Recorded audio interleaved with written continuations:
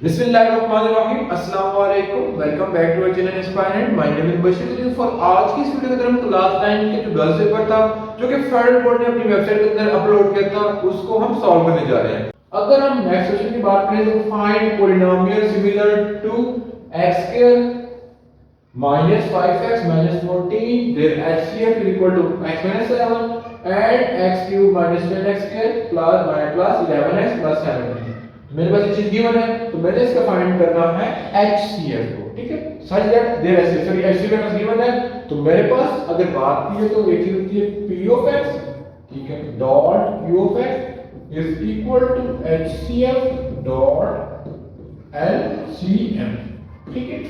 तो अगर मैं इस क्वेश्चन की बात करूं तो मेरे पास ये फॉर्मूला यूज होता है, ठीक है, कैलकुलेशन के लिए। तो मेरे पास ये है कि फाइंड अ पॉलिनोमियल, अब हमें पॉलिनोमियल को फाइंड करना है similar to x cube minus 5x minus 14। तो अगर बात की तो मैं यहां पे क्या कहूंगा, मेरे पास दो पॉलिनोमियल हैं p of x and q of x। तो मैं कहता हूं मेरे पास p of x is given जो कि मेरे पास ये आ रहा है, ठीक है। उसके बाद अगर बात की जाए एंड देयर HCF, उसके बाद मेरे पास HCF भी गिवन है एंड लास्ट में HCF की चीज का इस LCM का। तो मेरे पास इसमें से ये चीज भी गिवन है, ये भी गिवन है और ये भी गिवन है। तो अगर बात की तो मेरे पास जो मिसिंग चीज है वो मेरे पास है Q of x, ठीक है। तो उसमें फाइंड कर लेता हूं। तो मेरे पास HCF LCM और P of x गिवन है तो मैंने Q of x फाइंड करना है। एक बार आपको आपको समझाता हूं कि इस क्वेश्चन के अंदर P of x मुझे गिवन है, HCF गिवन है एंड LCM गिवन है, ठीक है। मैंने फाइंड करना है second polynomial which is Q of x, ठीक है। तो मैं बात करूं अगर इसी तरह फॉर्मूले की बात करूं, ठीक है, पहले इसका वैल्यू लिख देता हूं। मेरे पास P of x की कितनी वैल्यू थी, x square minus 5x minus 14 और मेरे पास Q of x की वैल्यू मुझे नहीं पता, मैंने फाइंड करनी थी। और उसके बाद अगर बात की जाए HCF की, HCF की कितनी वैल्यू थी, x minus 7 and the value of LCM is equal to x cube minus 10x square minus sorry plus 11x plus 70 ये थी। तो इसके वजह से मैंने Q of x को फाइंड करना है, ठीक है। तो फाइंड कर लेते हैं। तो अगर बात की जाए तो Q of x यहां पे सॉरी Q of x की जो वैल्यू यहां पे मल्टीप्लाई हो रही है उधर जाके क्या हो जाएगी, डिवाइड x माइनस 7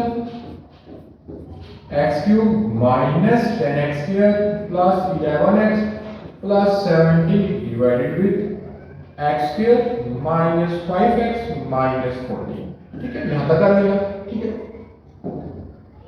अब इसको फर्दर सॉल्व करें, ये तो जस्ट मैंने वैल्यू बोली।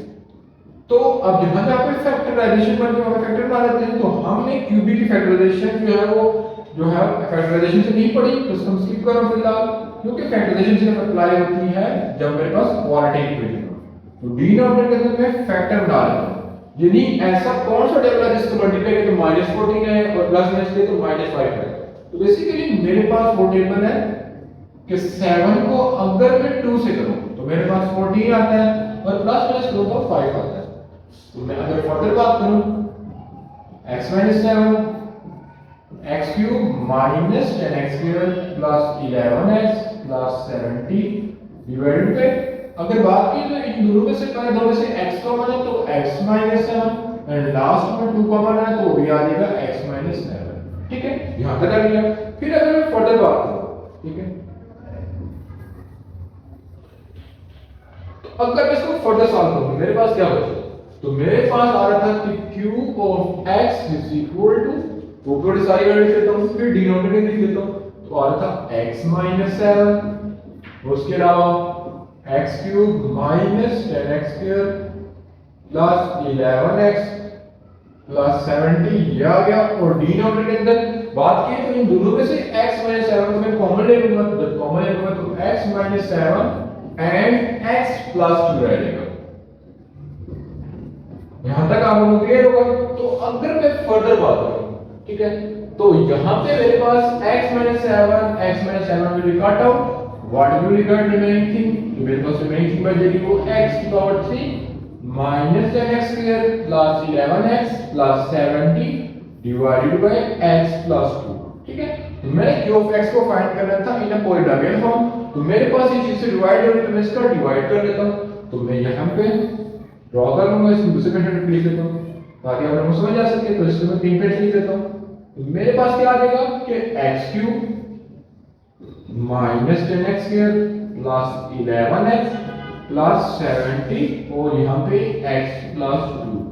तो मैंने x प्लस 2 को किसी से मल्टीप्लाई करूंगा, यहाँ पे x क्यूब आ जाएगा, मैं इसको x स्क्वायर से मल्टीप्लाई करूंगा तो मेरे पास आ जाएगा x क्यूब और minus sorry plus 2x square, ये आ जाएगा।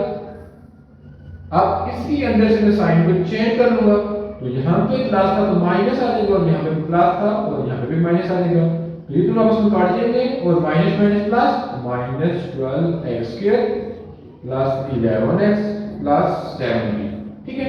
उसके बाद अगर फर्दर बात की तो अब इस पीछे से मल्टीप्लाई करूंगा, मेरे पास यहाँ पे कितना आ जाए, मेरे पास यहाँ पे आ जाए 12 माइनस 12, ठीक है। तो इसको मुझे मल्टीप्लाई करना पड़ेगा माइनस 12x से, जो मल्टीप्लाई करूंगा तो मेरे पास क्या आ जाएगा माइनस 12x स्क्वायर, फिर 2 को कैसे करूंगा तो 24x, ठीक है। फिर नीचे में साइन चेंज कर लेता हूँ, जब साइन चेंज करूंगा तो जहां पे माइनस होगा वहां पुट कर दूंगा प्लस और जहां पे माइनस होगा वहां प्लस पुट कर दूंगा, ठीक है। तो दोनों आपस में काट जाएंगे और 11 और 24 कितना हो जाएगा 4 और 1 5 2 और 1 3 35x प्लस 70, ये आ गया। अब फिर मैं इसको किस चीज से मल्टीप्लाई करूंगा, x को के मेरे पास 35 है तो मुझे मल्टीप्लाई करना पड़ेगा 35 के साथ, तो यहां पे आ जाएगा 35x और 2 करूंगा तो 70 आ जाएगा, साइन चेंज करूंगा तो दोनों काट जाएंगे, ठीक है। तो मेरे पास जो q ऑफ x आंसर आता है वो कितना आता है x square minus 12x plus 35, ठीक है। तो ये हो सके क्वेश्चन आपको समझ आ गया हो, ठीक है। तो इसको आप लोग बेशक नोट डाउन कर लो, ठीक है। तो इसको सॉल्व करने के बाद हम मूव करते हैं नेक्स्ट क्वेश्चन की तरफ। तो उससे पहले आप रिक्वेस्ट करेंगे आपने चैनल सब्सक्राइब किया सब्सक्राइब कर दें और साथ बेल आइकन को प्रेस कर दें, ठीक है। और जो बच्चे ऑनलाइन एकेडमी पढ़ना चाहते हैं या होम ट्यूशन पढ़ना चाहते हैं तो हमसे डिस्क्रिप्शन के अंदर मौजूद व्हाट्सएप नंबर पर राब्ता कर सकते हैं, या अगर मुझसे डायरेक्टली कांटेक्ट करना चाहते हैं तो मेरा ये नंबर है, ठीक है 0343748675, ठीक है। तो इससे आप मेरे से डायरेक्टली राब्ता कर सकते हैं, ठीक है। तो मूव करते हैं नेक्स्ट क्वेश्चन की तरफ। तो अगर मैं नेक्स्ट क्वेश्चन की तरफ मूव करूं जो कि basically chapter number 7 linear inequality से लिया गया, ठीक है। तो इसको सॉल्व कर लेते हैं। तो अब क्वेश्चन नंबर 7 के पार्ट नंबर 1 पर फोकस करें तो बेसिकली आपको देखने में पता चल रहा होगा कि ये मेरे पास ये साइन क्या है, तो इस साइन को बोला जाता है एब्सोल्यूट, ठीक है। तो अगर हम वेक्टर की बात करें तो इसकी डिफरेंट प्रॉपर्टी होती है। अगर हम चैप्टर नंबर 8 क्लास 8 में पढ़े तो उसकी डिफरेंट कंडीशन होती थी कि जो भी नेगेटिव साइन आ रहा है उसको खत्म कर देते हैं, लेकिन यहां पे इसकी डिफरेंट फंक्शनैलिटी है, ठीक है। कैसे, तो इस क्वेश्चन को देख लेते हैं फिर आपको सॉल्व करने का तरीका बताता हूं, ठीक है। तो जो जो स्टेप आपको बताता हूं आपने इनको फॉलो करना है, तो इंशाल्लाह आपको समझ भी आ जाएगी और आपके क्वेश्चन में कोई मिस्टेक भी नहीं होगी। तो जब भी आपके पास इस तरह क्वेश्चन आ जाए तो सबसे पहले आपने एक चीज करनी है कि जो भी अब इस साइन को बोला जाता है जो दो लाइनें हैं इनको एब्सोल्यूट का साइन बोला जाता है। तो एब्सोल्यूट के साइन के अलावा जो भी वैल्यू है उनको ऑपोजिट साइड ले लो, उस साइड ले लो, ठीक है। यानी यहां पे एब्सोल्यूट वाली वैल्यू को सिंगल कर लो और इसके साथ जो भी वैल्यू वाली है उसको आप ले लो दूसरी साइड पे। जब दूसरी साइड पे ले जाओगे तो मेरे पास जो भी आंसर आएगा, ठीक है, लेफ्ट में मेरे पास 14 है, ठीक है। फिर इस एब्सोल्यूट को खत्म करते हैं। जब हम एब्सोल्यूट को खत्म करते हैं तो इसके ऑपोजिट में जो भी वैल्यू होती है उसके साथ मेरे पास क्या साइन रहता है प्लस एंड माइनस का। तो यहां पे आएगा प्लस एंड माइनस 14, ठीक है। अब ये आ गया तो एक बार इसको सॉल्व कर लूंगा प्लस 14 के लिए और एक बार सॉल्व कर लूंगा माइनस 14 के लिए,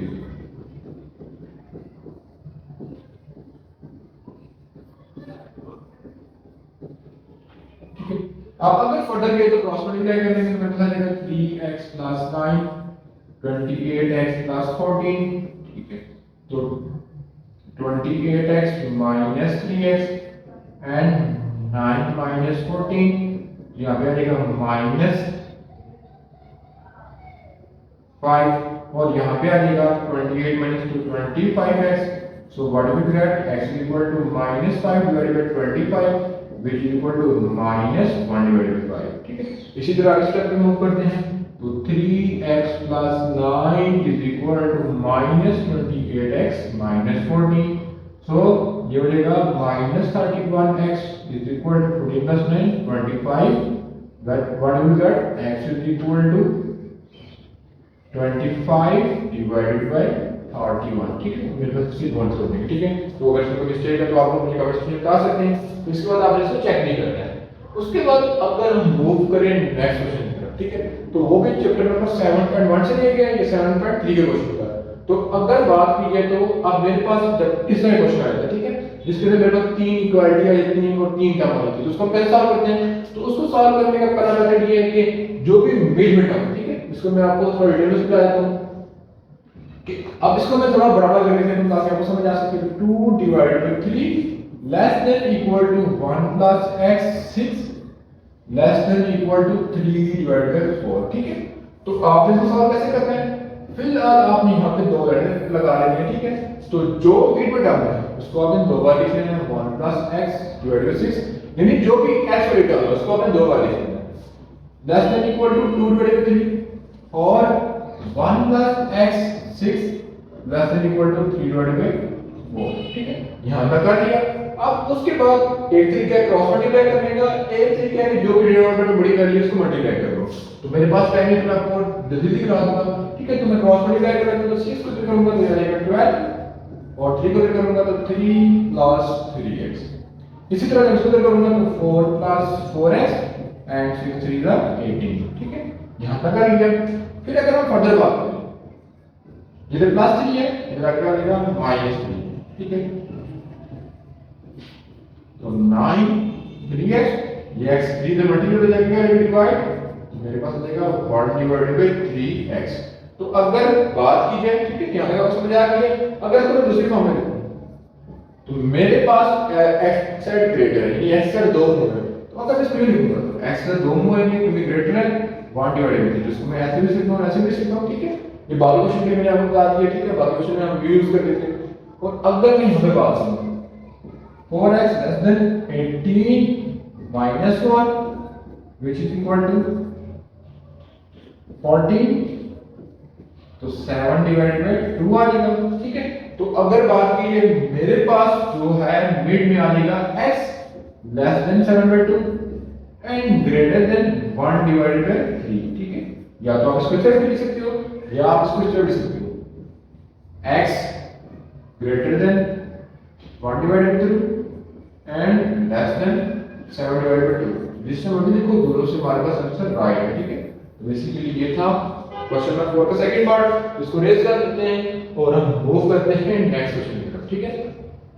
जो इसका क्वेश्चन पेपर है वो आप फेडरल बोर्ड की वेबसाइट से डाउनलोड कर सकते हो या डिस्क्रिप्शन के अंदर हम लिंक दे देंगे तो वहां से भी आप डाउनलोड कर सकते हो। जो नेक्स्ट क्वेश्चन है वो हमारे पास लिया गया है चैप्टर नंबर 8 से, तो इसको भी सॉल्व कर लेते हैं।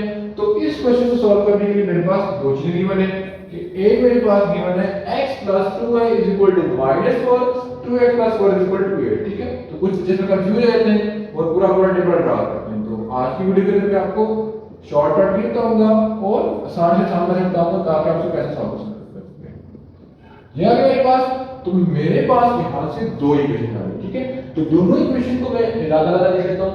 तो मेरे पास यहाँ पे एक इक्वेशन बन रही है x + 2y = -4 और एक बन रही है 2x + 4y = 8। यहाँ तक आपको समझ आ गया।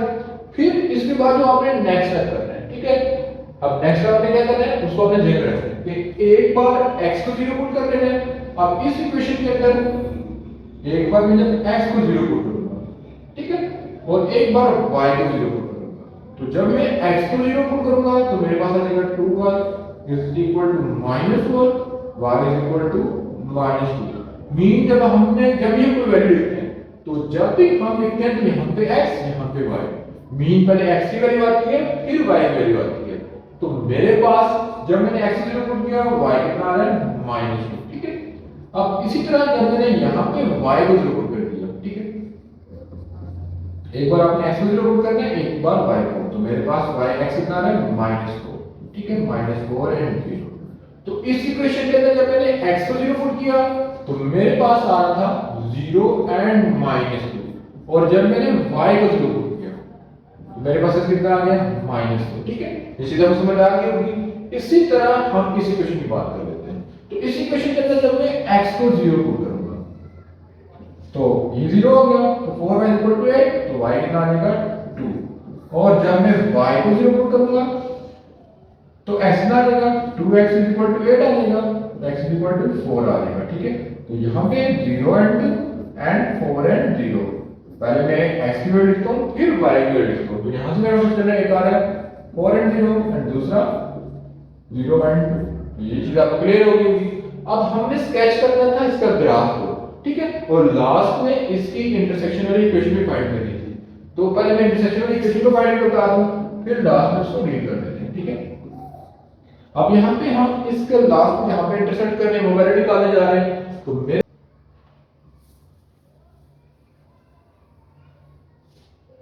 बेसिकली यहाँ तो आपको क्लियर था। इसके बाद मैं इसको ड्रा करने जा रहा हूँ ग्राफ को। अगर मेरे पास ये x एक्सिस होता है, ये नेगेटिव x एक्सिस, ये y एक्सिस होता है और ये नेगेटिव y एक्सिस।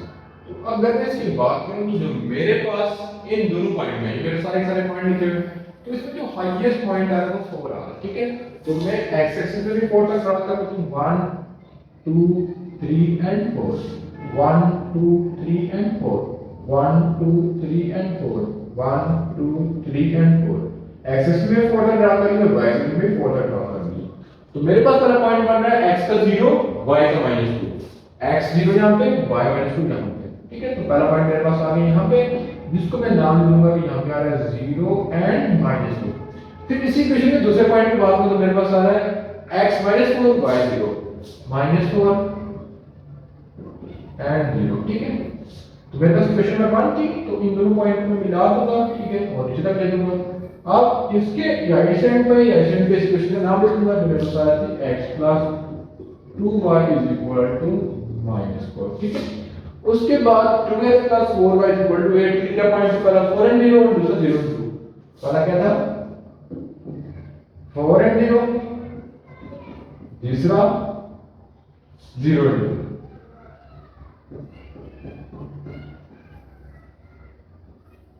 ठीक है, अब इन दोनों क्वेश्चन में बचा रहा है कि दोनों इक्वेशन आपस में क्या है, पैरेलल है। ठीक है, तो बेसिकली ये था question number 8, sorry chapter number 8 का क्वेश्चन। तो मैं यहां साइड पर तो आप इसका बेशक स्क्रीनशॉट ले लें। तो इसके बाद हम मूव करते हैं इसके नेक्स्ट पार्ट की तरफ, जो कि चैप्टर नंबर 9 से लिया गया। ठीक है, तो अगर चैप्टर नंबर 9 क्वेश्चन की बात करें तो मेरे पास लिखा हुआ है कि चेक करना है कि वेदर इट्स कोलिनियर और नॉट। तो कोलिनियर क्या होता है कि मेरे पास दो इक्वेशन को ऐड किए, दो पॉइंट्स को ऐड किए थे और उसका आंसर तीसरे पॉइंट इक्वल आ जाए, देन वी से इट इज कोलिनियर। ठीक है, तो इसके सिंपल एग्जांपल ये है कि मेरे पास ये एक लाइन है। ठीक है, मेरे पास एक ही पॉइंट है, एक ही पॉइंट है, एक ही पॉइंट है, ए बी एंड सी। तो मेरे पास ए सी सबसे बड़ी पॉइंट है, तो मैं अगर A B plus B C करूं और ये दोनों आपस में इक्वल आ रहे हैं तो हम बोलेंगे इट इज कोलिनियर। ठीक है, अदरवाइज ये कोलिनियर नहीं होगा। तो अब कोलिनियर को सॉल्व करना है, check the point P Q and R are collinear or not। तो हमने कहा है कि whether it's collinear or not। तो हमें एक तो डायग्राम से कर देते हैं, दूसरा हम इसको सॉल्व करके निकाल लेंगे। ठीक है, पहले हम डायग्राम से चेक करने की कोशिश करते हैं। ठीक है, कि डायग्राम से क्या है कोलिनियर बन रहे हैं कि नहीं। ठीक है, मैं डायरेक्टली सॉल्व कर रहा हूं। ठीक है, तो आप लोग कंफ्यूज नहीं होना, बेशक आप डायग्राम ड्रा करो या ना करो, उसमें कोई इशू नहीं होता। ठीक है, तो मेरे पास टोटल हाईएस्ट पॉइंट है 12। तो मैं 2 4 6 8 10 12, 1 2 3 4 5 6। ठीक है, फिर 2 4 6 8 and 12, 2 4 6 8 10 12। ठीक है, अभी तो नाम दे दूं, जिनके पास 2 है, 4 6 8 10 12, 2 4 6 8 10 12, फिर 2 4 6 8 10 12, फिर 2 4 6 8 10 12। यहाँ तक आपको समझ आ रही है। अब अगर मैं फर्दर बात करूं, ठीक है, तो मेरे पास वाला पॉइंट है 3 एंड 3, x पे 3 y एंड 3। ठीक है, तो यहाँ पे 3 था और यहाँ पे 3 था, जो इसका पॉइंट लग रहा है वो मेरे पास यहाँ पे सामने आ जाएगा। तो मेरे पास ये पॉइंट बन रहा है 3 एंड 3। अगर सेकंड पार्ट की बात करूं तो वो आ रहा था, जिसका नाम बेसिकली p था, उसको मैं p का नाम देता हूं। अभी सेकंड पार्ट की बात करूं तो वो क्या है, q8 एंड 3, q8 है और 3, 8 ये और 3 यहां पे।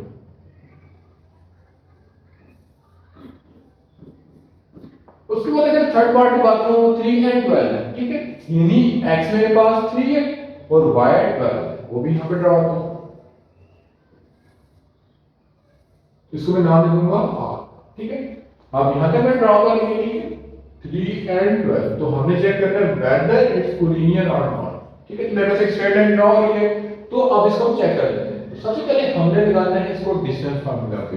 तो जब इसको डिस्टेंस फार्मूला लगाएंगे तो मेरे पास तीन टर्म होंगे, पी क्यू मैंने फाइंड करनी है, उसके बाद पी आर को फाइंड करना है, एंड लास्ट में क्यू आर को भी फाइंड करना है, ठीक है। तीनों को फाइंड कर लेता हूं। सबसे पहले मैं फाइंड करने जा रहा हूं पी एंड क्यू, ठीक है। पी एंड क्यू को फाइंड करने पर मैं यहां पे आपको डिस्टेंस फार्मूला लेके बताता हूं, जो क्या होता है कि x2 माइनस x1 का square plus y2 minus y1 का स्क्वायर। तो जब इसके अंदर क्यों वेरिएबल पुट करूंगा, p एंड q है, q की वैल्यू को अभी p था, ये x1, ये y, ये x2, ये y2। तो क्या था x2 माइनस x1 यानी 8 माइनस 3 का स्क्वायर, y2 माइनस y1। तो ये आ जाएगा मेरे पास 8 माइनस 3 5, 5 से 25 और वो 0 हो जाएगा। मेरा रिजल्ट आ रहा है 5। जब मैंने p एंड q को सॉल्व किया मेरे पास रिजल्ट कितना आ रहा है 5। उसके बाद मैं सॉल्व कर लेता हूं q एंड r को। फिर नेक्स्ट है q एंड r को सॉल्व कर लेते हैं। आप q एंड r कैसे सॉल्व करेंगे, तो उसके अंदर भी x2 minus x1 y2 minus y1, तो r की वैल्यू x2 और y2 होगी और q की वैल्यू x1 और y1 होगी। तो क्या हो जाएगा 3 माइनस 8 प्लस 12 माइनस 3 25 और 81, ठीक है। क्योंकि 12 माइनस 3 9 आ जाएगा, 9 प्लस 81 और 8 माइनस 3 5 आएगा, 5 प्लस 25। तो ये आ जाएगा 106, ठीक है। उसके बाद हम फाइंड करने जा रहे हैं पी एंड क्यू को फाइंड कर लिया, क्यू एंड आर को फाइंड कर लिया, लास्ट में है पी एंड आर को फाइंड करना है, ठीक है। पी एंड आर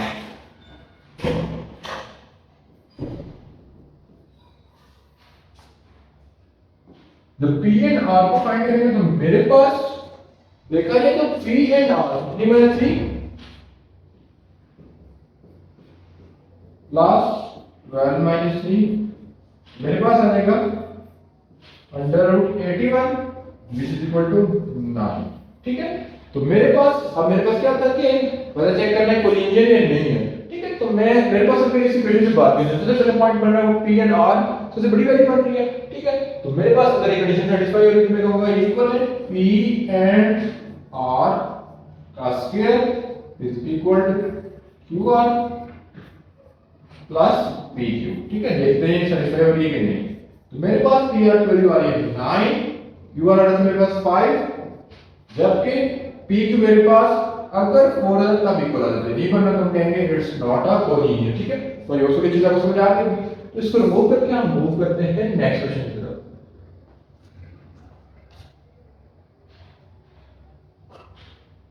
अब जो नेक्स्ट क्वेश्चन है उसमें लिखा कि find area of a parallelogram as shown in figure. तो इसको मैं फार्मूला बताता हूं, बाकी आपने खुद कैलकुलेट करना है, ठीक है। तो मेरे पास जो एरिया का फार्मूला था फॉर पैरेललोग्राम वो मेरे पास क्या होता है कि b h, ठीक है।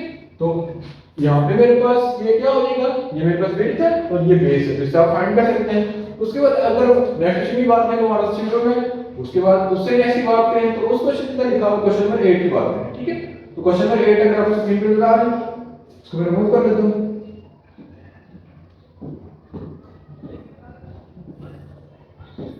तो पहले आपको एक्सप्लेन कर लेता हूं कि लिखा हुआ है कि can 8 feet wide leg folded table. मेरे पास एक टेबल है जिसकी बेसिकली विड्थ 8 फीट 9 फीट है, ठीक है।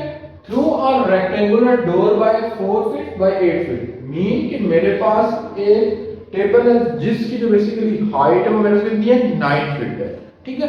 और उसी के रिस्पेक्ट से मेरे पास एक डोर है जिसकी बेसिकली विड्थ मेरे पास 8 फीट है और जो है मेरे पास हाइट वो 4 फीट है। तो लिखा हुआ है using parameters we decide whether table can pass और नॉट।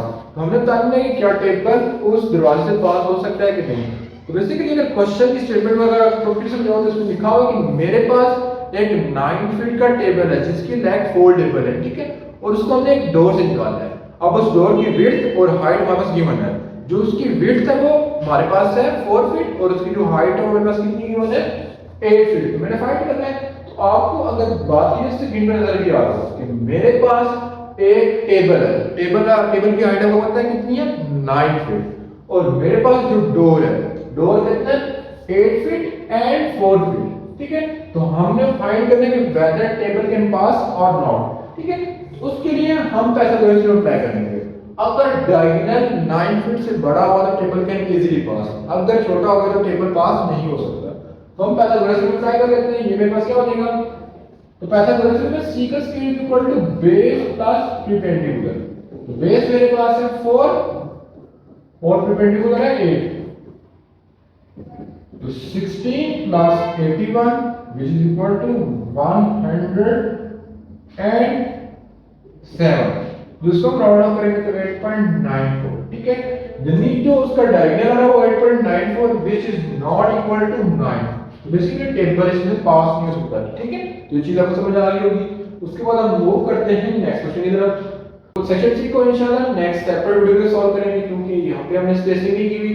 अगर हमने स्पेसिंग की हुई तो हम इसको जल्दी सॉल्व कर सकेंगे। ठीक है, तो उसको हम सॉल्व करेंगे इंशाल्लाह नेक्स्ट पार्ट में। तो आप लोगों ने सपोर्ट करना है, तो इंशाल्लाह अगर आप लोगों ने सपोर्ट किया तो हम 5 पेपर सॉल्व करेंगे और खुद से कंप्लीट बुक के गर्ल्स पेपर बनाएंगे। और डिस्क्रिप्शन के अंदर हम जो व्हाट्सएप ग्रुप का लिंक है उसको आपने ज्वाइन कर लेना है, ताकि जो भी लेटेस्ट अब मॉडल पेपर या कोई भी नोट्स है वो आप लोगों के साथ शेयर कर सकें। तो इंशाल्लाह मिलेंगे नेक्स्ट पार्ट में, तब तक अल्लाह ने